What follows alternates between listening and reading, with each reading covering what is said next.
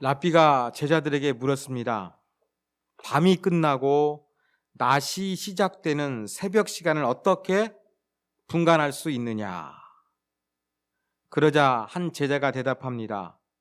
멀리서 개와 양을 구분할 수 있을 때가 아닐까요? 아니다. 다른 제자가 묻습니다. 무화과 나무와 포도나무를 구분할 수 있을 때가 아닐까요?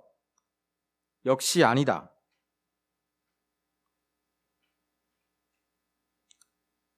대답할 수 없었던 제자들은 랍비에게 그럼 답을 말씀해 주십시오 요청했습니다. 그러자 랍비는 이렇게 말했습니다. 그건 다른 인간의 얼굴을 들여다보면서 너희 형제나 자매를 알아볼 만큼 너희 안에 빛이 충분할 때다. 그때까지는 밤이고 아직 우리에게 어둠이 있다. 다른 사람의 얼굴을 보면서 형제 자매를 알아보는 것, 무슨 얘기겠습니까? 사람을 보는 걸 통해서 다른 사람을 느끼고 생각하게 되는 것을 이야기합니다. 이것은 사람 관계가 얼마나 중요한지를 보여줍니다. 바로 사람 관계를 통해서 사람을 알아볼 때 밤이 지나고 낮이 시작된다는 이야기입니다. 관계를 통해서 빛을 보고 행복해지고 밝아지고 웃을 수 있는 이러한 사람들이 많아야 행복한 삶이라고 할 수 있을 것입니다. 오늘은 명절을 맞이해서 우리가 사람들 사이에서 이렇게 인간관계를 어떻게 할 것인가? 룻기 4장을 중심으로 영적인 교훈을 얻고자 합니다. 자, 오늘 말씀의 배경을 먼저 간단하게 말씀을 드리겠습니다. 유대 사람 중에 엘리멜렉이라는 사람이 있었습니다.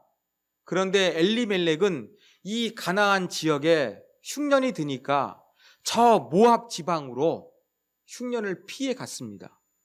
먹고 살기 위해서 조금 더 잘 살 수 있는 곳으로 쉽게 말해서 이민을 떠난 것이지요. 그런데 이민을 통해서 힘들고 어려움이 있었습니다. 오랫동안 살아간 것 같습니다.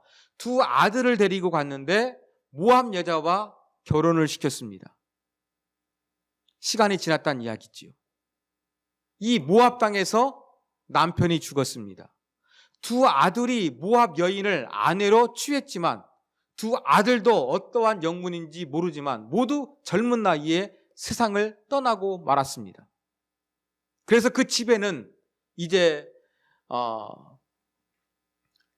나옴이라는 과부와 두 딸의 며느리 모압 여인 2명이 있었습니다. 나옴이라는 여인은 며느리들에게 너희의 조상들에게 돌아가라. 나는 내 고향으로 돌아가겠다. 이렇게 이야기합니다.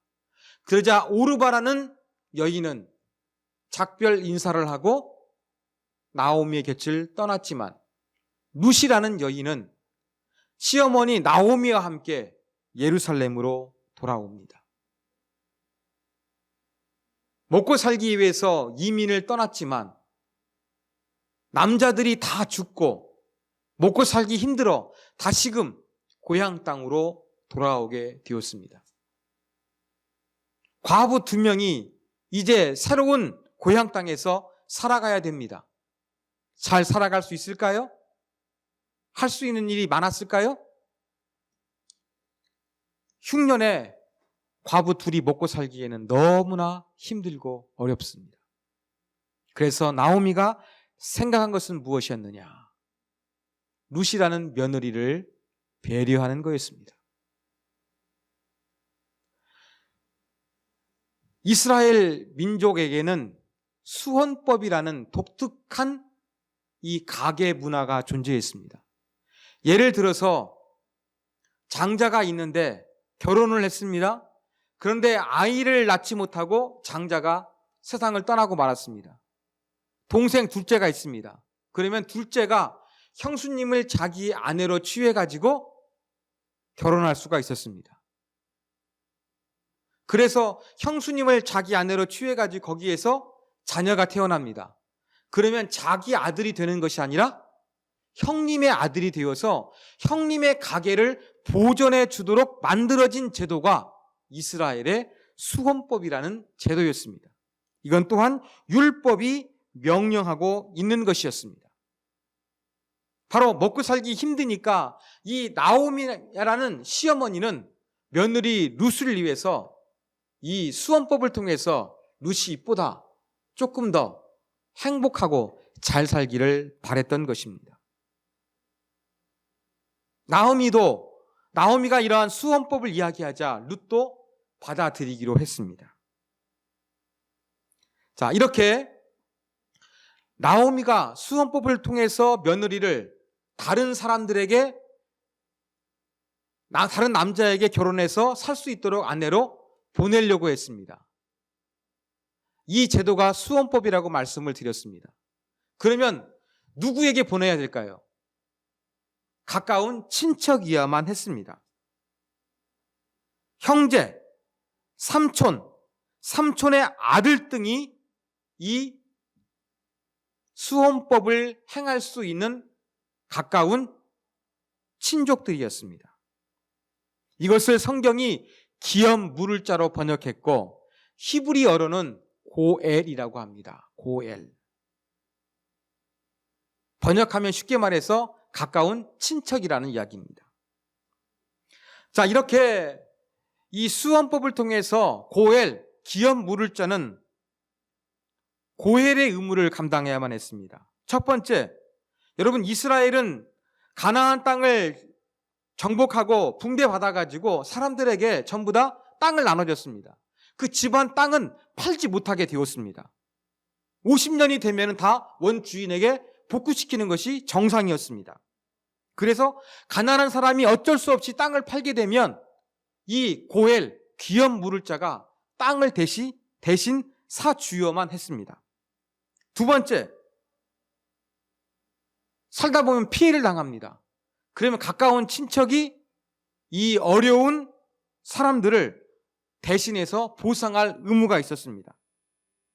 세 번째, 아까 말씀드린 대로 자식 없이 그 집안의 가장이 세상을 떠나게 되면 대를 물려갈 수 있도록 아들을 낳아주는 것이 이 고헬의 의무였습니다. 그러나 고헬은 아무나 할 수 있는 것이 아니었습니다. 아까 말씀드린 대로 가까운 친척이야만 했습니다. 그리고 경제적으로 힘든 이 친척들을 도와주는 것이기 때문에 상당한 경제력이 필요했습니다. 그리고 고엘 제도가 있습니다만 이것은 군대를 입대하는 것처럼 무조건 해야 되는 의무 상황이 아니라 자원하는 선택 상황이었습니다. 자, 나오미는 며느리 룻을 위해서 이 수혼법을 이용해서 자기를 떠나서 한 남자의 아내가 되어서 보다 행복하게 살기를 바랬습니다. 그래서 가까운 친척을 찾아봤습니다. 보아스라는 사람이 있었습니다. 보아스는 아주 좋은 사람이었고 또 기꺼이 경제력이 있어서 이 나오미의 며느리 룻을 자기 아내로 받아들여 그 가정을 대를 이어가게 할 수 있는 그러한 기꺼이 헌신하는 마음이 있었습니다. 그런데 문제는 무엇이었느냐? 이 보아스보다 손수를 따졌을 때 더 가까운 친족이 있다는 것이었습니다. 아무리 어려운 사람을 도와줄 때 내가 도와주고 싶은 마음이 간절하고 사랑의 마음이 있고 또 경제력이 있다 할지라도 여러분 이 사회법이 정해놓은 순서를 무시하게 되면 뒤탈이 납니다. 그래서 보아스는 자기가 룻을 아내로 맞이해서 돌봐주기를 원했고 그 집안의 대를 이어갈 수 있도록 기꺼이 자원하려는 마음이 있었는데 가만히 촌수를 따져보니까 자기보다 더 가까운 기업 물을 자가 존재합니다. 그러니까 어떻게 하겠습니까? 법대로 해야 되겠죠. 그래서 이제 이 이스라엘은 도시 문화인데 마을에 가면 성문에서 장사, 판결, 사람들을 만날 수가 있었습니다.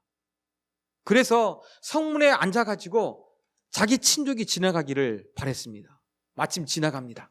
이리 와, 이리 와. 불렀습니다. 불러가지고 이제 이야기를 합니다. 당신 나오미의 제일 가까운 친척인데 이 고헬의 의무 행하기를 원하느냐? 나오미가 저당 잡힌 땅이 있는데 이 땅을 사겠느냐? 묻습니다. 그러니까 그 가까운 친족이 그렇게 하겠다고 대답을 했습니다.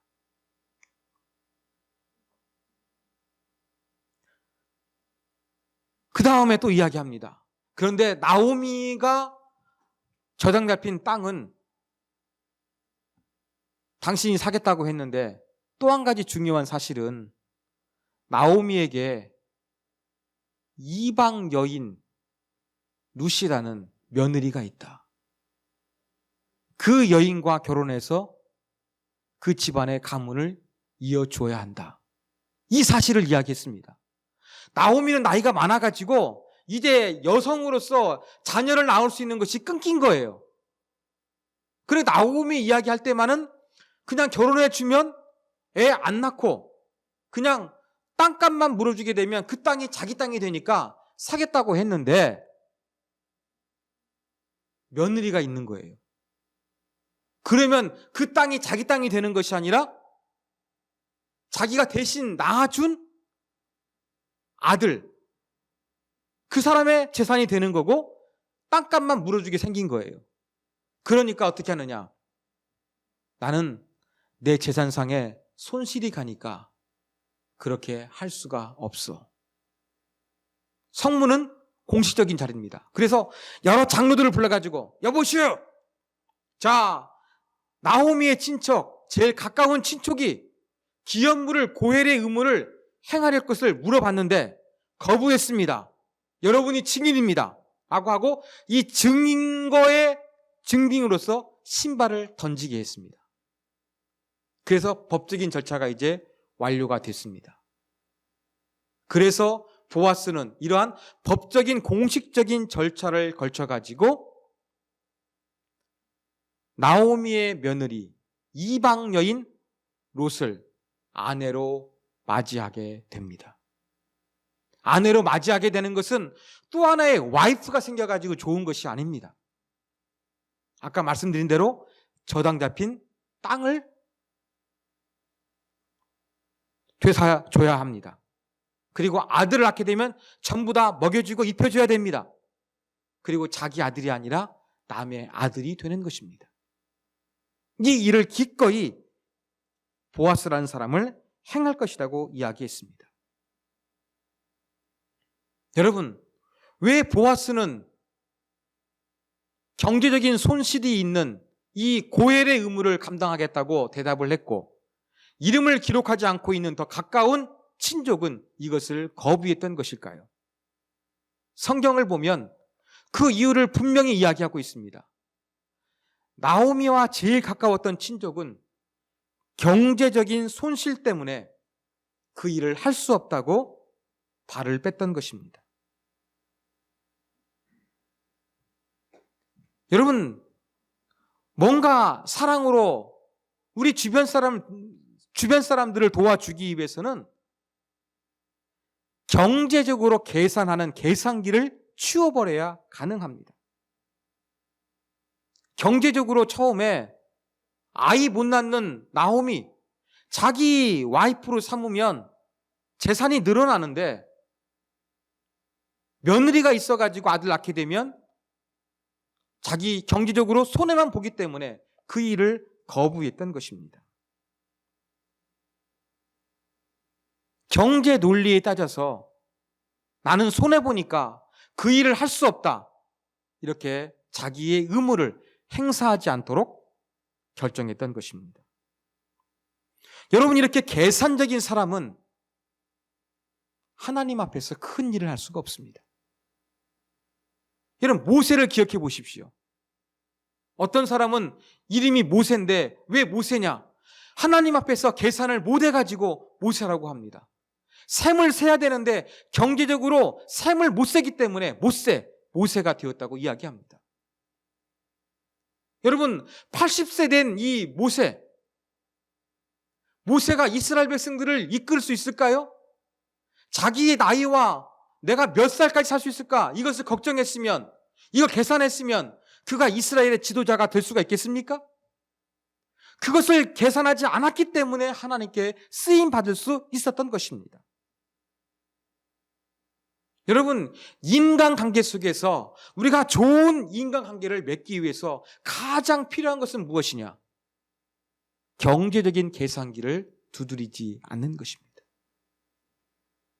그래야 진정한 사랑을 할 수가 있습니다.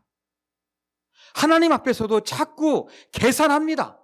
헌신하는 거, 하나님이 요구하는 거, 교회가 요구하는 거, 내 머리를 가지고 계산합니다. 그것을 가지고 계산하다 보면 하나님께 복을 받을 수도 없고 하나님께 쓰임 받을 수도 없다는 사실을 우리는 기억해야 할 것입니다. 여러분, 우리가 정말로 이 기업 물을 자, 어려운 사람들을 도와줄 수 있는 사랑의 마음을 갖게 되는 것은 무엇이 있어야 되느냐? 상대방의 입장에서 도와줘야 하는 것입니다. 상대방이 필요한 거, 내 경제 사정 플러스인가 마이너스인가 이걸 따지지 않고 상대방의 입장에서 뭔가 필요한 것이 있으면 도와주는 것이 진정으로 기업 물을 자가 되는 것입니다. 바로 보아스가 그 일을 감당할 수 있는 사람이었습니다. 특히 기업 물을 자 제일 가까웠습니다. 경제적인 손실도 있는데 여러분, 나옴이라는 집안을 한번 보십시오. 흉년이 들어서 모압 지방으로 이민을 갔는데 남편이 죽고 큰아들이 죽고 둘째가 죽었습니다. 그 집안 남자가 전부 다 죽어버리는, 씨가 말라버리게 되었습니다. 어떻게 보면 참 기업 물을 자가 되어서 그 집안을 도와주고 싶어도 저 집안은 무슨 가게의 저주가 흐르는지 전부 다 이렇게 남자들이 죽어 떨어지는데 내가 기업 물을 자가 되어주면 나도 죽게 되는 것이 아닐까? 이러한 두려움이 있기에도 충분한 상황이었습니다. 더군다나 이 룻이라는 여인, 이방 민족이라 그랬습니다. 어떤 민족이었느냐? 모압 여인이었습니다.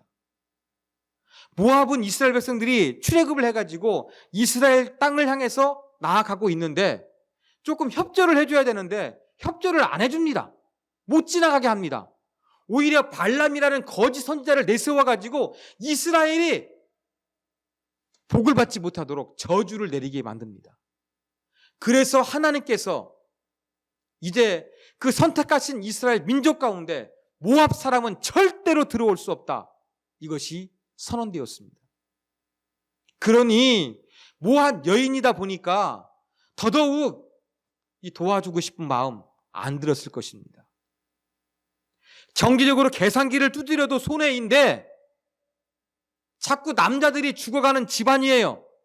또 결혼해야 되는 대상도 이스라엘 민족들이 정말로 싫어했던 이방 민족, 참 이스라엘 민족으로 받아들일 수 없는, 귀화시킬 수 없는 사람이 바로 모압 사람이었는데 모압 여인이었어요. 이러한 장애물이 많았음에도 불구하고 보아스는 그 여인을 기꺼이 도와주기로 결정했습니다. 여러분, 이게 진정한 사랑입니다. 안 좋은 조건들, 악조건들 너무나 많아요. 그렇지만 상대방의 입장에서 너무나 안쓰러우니까 그냥 도와주는 거. 이게 진정한 기업 물을 자가 되는 것입니다. 인도의 간디에게는 유명한 신발에 대한 일화가 있습니다. 간디는 인도의 독립과 카스트 제도, 신분 제도를 타파하기 위해서 일생을 바친 사람입니다.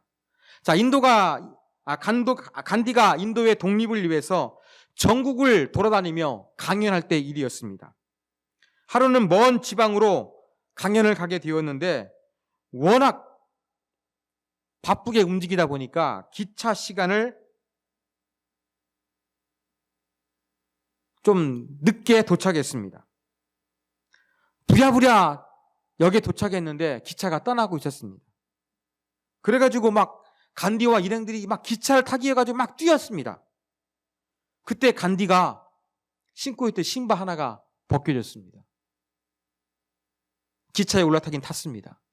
근데 간디는 신발 하나밖에 없으니까 그 신발을 기차 밖으로 던져버렸습니다.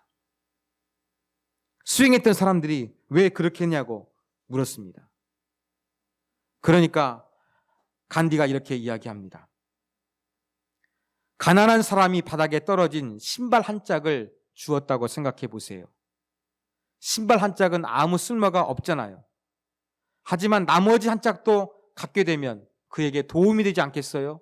라고 생각하면서 이 신발 하나를 발견하게 될 가난한 사람을 배려하는 마음으로 자기가 신고 있었던 신발 한쪽마저 기차 밖으로 던져버렸다는 이야기가 있습니다. 이것이 바로 상대방의 입장에서 생각하는 모습입니다. 바로 보아스가 상대방의 입장에서 그들의 필요를 채워주는 사랑을 했던 것입니다. 사랑하는 여러분, 오늘은 나오미의 가까운 기업무릇자가 될 수 있는 친족 2명이 있다는 것을 살펴보았습니다. 한 사람은 보아스고 한 사람은 이름을 알 수 없는 사람입니다. 그 이름을 알 수 없는 사람은 경제적인 손실을 두려워해서 기업무릇자의 의무를 지키지 않겠다고 했습니다. 그의 입으로 재산상의 손실을 언급하면서 그 일을 거부했습니다. 이 이름을 알 수 없는 사람은 재산상으로 손해는 안 봤을 것이 분명합니다. 왜요? 가난한 과부 데려가지고 먹여줘야 되지요? 아들 낳아줘야 되지요? 키워줘야 되지요? 땅값 물어줘야 되지요? 이것을 하지 않아서 경제적으로는 손해를 보지 않았습니다. 그러면 이 이방 여인, 모압 여인 룻을 받아주었던 보아스도 손해를 보았을까요? 그랬을 것입니다. 경제적으로는 분명히 손해를 보았을 것입니다. 그런데 보아스는 어떻게 되었습니까? 메시아의 조상이 되었습니다. 그의 후손을 통해서 다윗의 왕조가 이루어지게 되었습니다. 보아스는 경제적으로 당장 손해는 보았을지 모르지만 이스라엘 역사 가운데 그의 이름을 남기는 사람이 되었습니다. 그의 후손을 통해서 다윗이 탄생하게 되었고 장차 인류를 구원하게 될 메시아가 탄생하는 조상이 되었던 것입니다. 진정으로 헌신하는 자는 이렇게 손해를 보지 않습니다. 사랑하는 여러분, 우리 시대에도 이 기업무릇자, 가까운 친족이 되어주는 것이 정말로 중요하다는 것을 저와 여러분이 기억하기를 원합니다. 추석 명절을 맞이해서 많은 사람들이 고향을 방문합니다. 부모님과 형제와 친지들을 방문합니다. 선물을 주고받습니다. 용돈을 드립니다. 그러나 그게 전부입니다. 기업무릇자의 정신으로 정말로 사랑해 주는 것이 사라져가고 희미해져 가는 것이 작금의 현실입니다. 사랑하는 여러분, 명절을 맞이해서 그냥 명절 음식을 하고 선물하고 인사하고 이 전부가 아닙니다. 더 우리가 중요하게 생각해야 될 것은 무엇입니까? 우리의 가까운 친지들에 대해서, 가족들에 대해서 내가 정말로 기업무릇자가 되어야겠다. 이 사랑의 마음을 갖는 거 아니겠습니까?